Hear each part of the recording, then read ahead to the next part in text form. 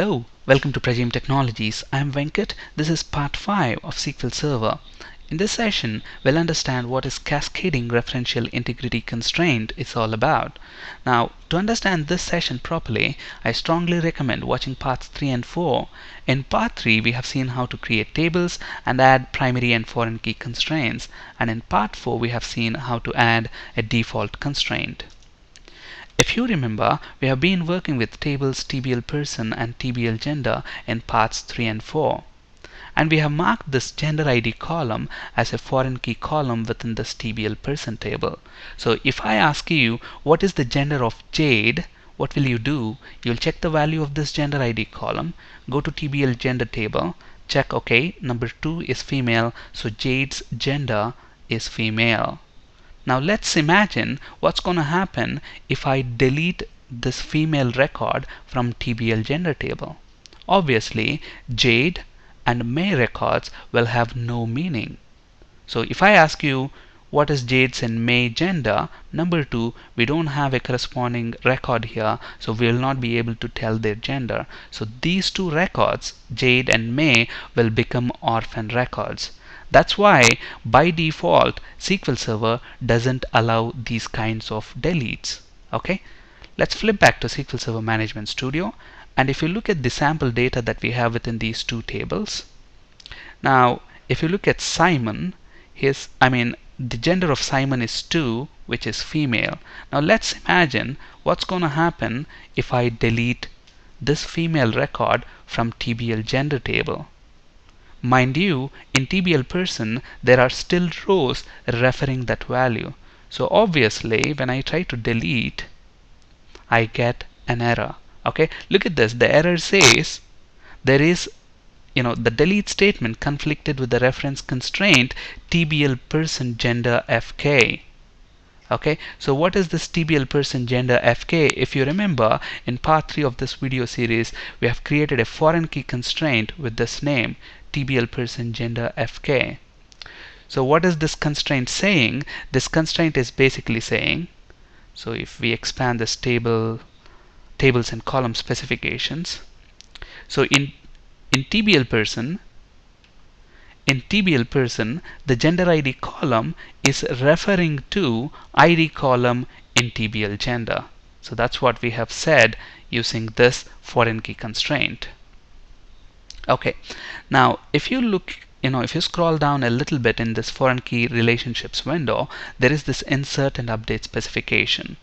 And by default, if you look at the delete and update rule, it is set to no action. So the default is no action. So if it is set to no action, and when you try to delete any of the existing rows, for which there are references in TBL person, obviously if we allow that row to be deleted, these rows will become orphan records, and that kind of a delete will not be allowed by default. Okay, which is no action. So if you remember, for specifying the cascading referential integrity, you have 4 options. The default is no action, in which case you get an error and the statement will be rolled back. Okay, but you can also specify cascade, set null, and set default. First, let's look at set default. Now if you remember, in the previous session we have seen how to set a default using a default constraint. So if you look at the constraint that we have already on TBL person table, so it's called default on TBL person on gender ID column, and we specified that if somebody doesn't supply a value for the gender ID column, then we want to use a default of 3. That's what this default constraint does. And if you're not sure how to set up a default constraint, I strongly recommend watching the previous session in this video series. Okay, now what you can basically do is, in this foreign key constraint window, in insert and update specification section, let's say if somebody tries to delete a row, I want to set it to a default. Click OK, save the changes. Now if somebody tries to delete, okay, we already have a female record I mean, we have this female record here. If somebody tries to delete this female record from TBL gender table, we said any dependent rows, set it to default.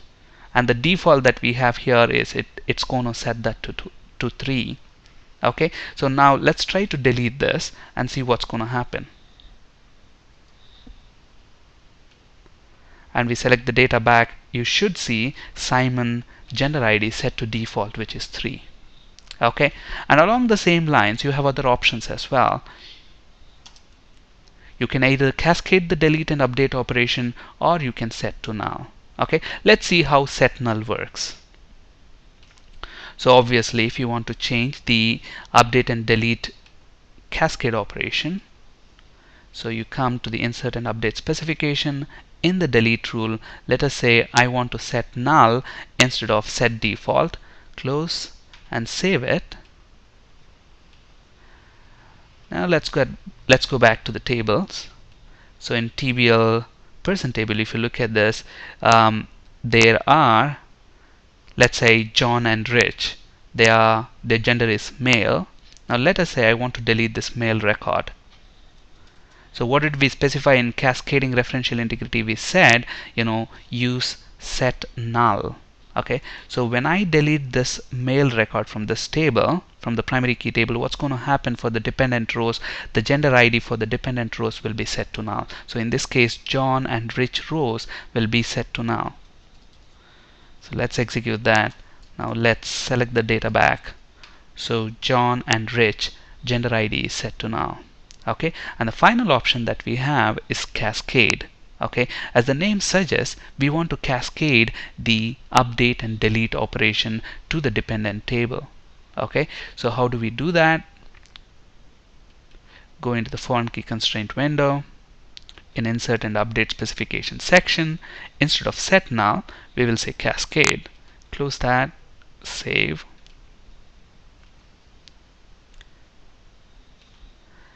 Now if you look at in TBL gender, we have number 3 unknown, and there are 3 people, Simon, Sarah and Johnny, whose gender ID is unknown. Now if I go ahead and delete this record from TBL gender table, all the dependent rows will also be deleted from TBL person table. So in this case, these 3 rows will be deleted.